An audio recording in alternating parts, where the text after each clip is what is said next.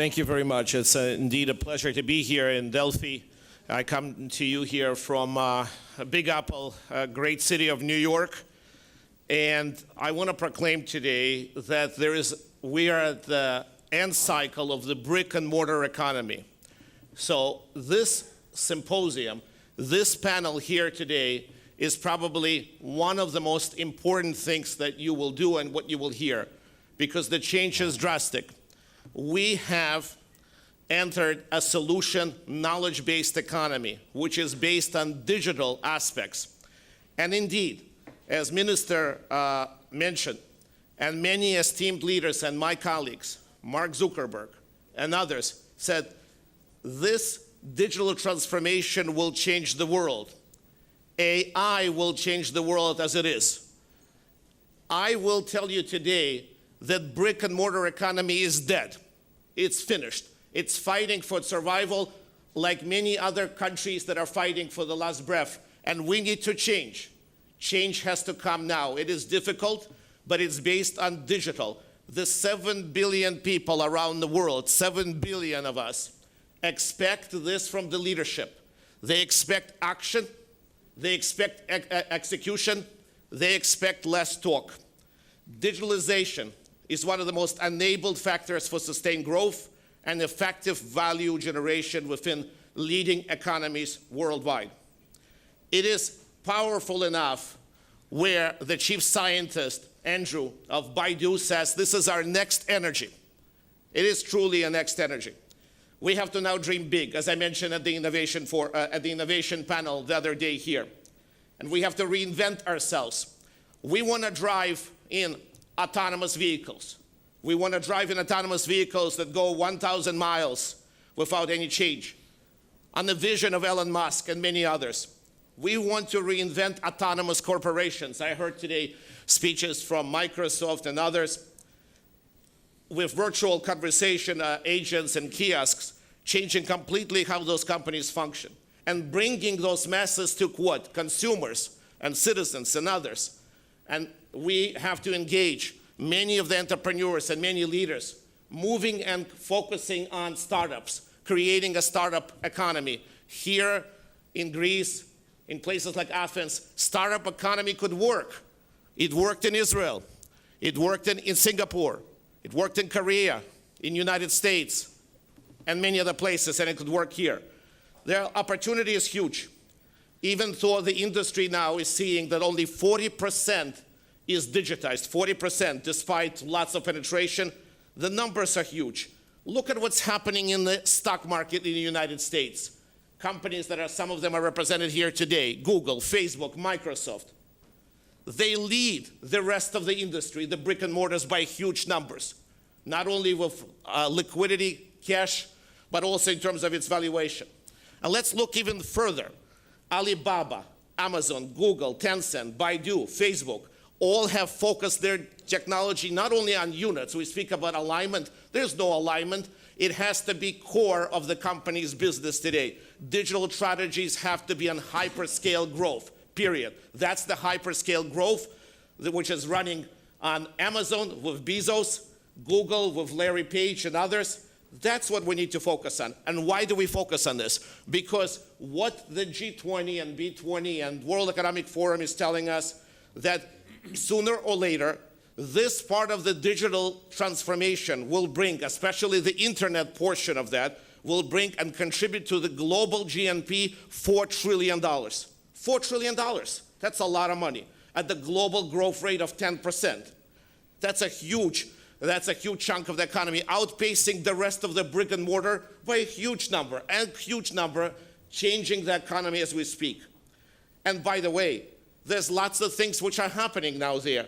Digital skills, digital equipment, intermediate digital products, services.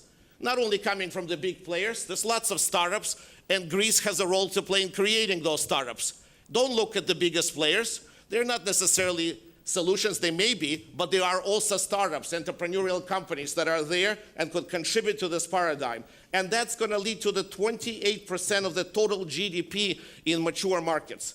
So implications are huge, very positive. And by the way, this goes in areas of commerce, online advertisement, business development, and many other things. The area which I'm very, very passionate, I spent a lot of my time with many large corporations. I'm also a venture capitalist. We invest a lot.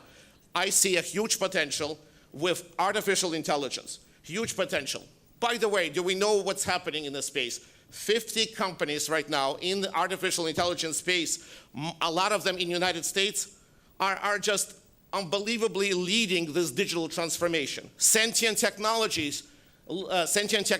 just is about to replace the hedge fund industry.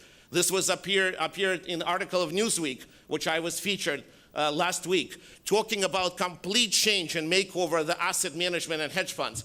Goldman Sachs and UBS and others are transforming and ascending AI and transforming AI systems so those systems become anonymous. But don't be afraid, because lots of jobs are going to be created. Quality assurance jobs, monitoring jobs, documentation jobs. That's how we grow a civilization. In Greece, you know, I visited today the Oracle of Delphi. This was a different era. Now we're growing in the new era of a new economy today. So let me tell you, as many economists and surveys done around the world, 60% of business and IT decision makers are going to be investing in AI. Greece has to do the same, has to focus on driving the internet economy by digitalization, has to focus on skill sets like data science, machine, deep learning, and other things. And it has to really start thinking about creation of those AI startups and opportunities. Follow the path which is done in the healthcare industry, as you have mentioned. Follow the path which is going on in the fintech and Wall Street industry. And follow the path of the Industry 4.0, which is really automating, especially in places in Europe, in Scandinavia, in the United States, automating the manufacturing, creating all sorts of opportunities to drive production, smart machines. There's a lot to do. It's not only the social media aspect, it's productivity, it's supply chain, it's value driven. But it's all going to change as we know it. In the next few years, our world will not be the same. It will be autonomous vehicles, it will be concierge, special virtual assistants. You're only seeing Alexa right now, but you'll see many more coming from Google and other players, Microsoft. This is a very interesting world. And just to end, with all of that going on, we have to focus on education. We have to focus on global standards, and I hope we discuss this today. Global efforts for security and safety between the countries. And access to data. Data is going to be everything. And in the world of AI, remember, it's data, it's algorithm modules, and it's also solutions. And now all those three things are combining as a perfect storm. What an era, what a time. I think Greece could really benefit, and Greece could take advantage of this really global revolution right now in digitalization. That's why it's so crucial, and it's a really deep pleasure to be here. Thank you.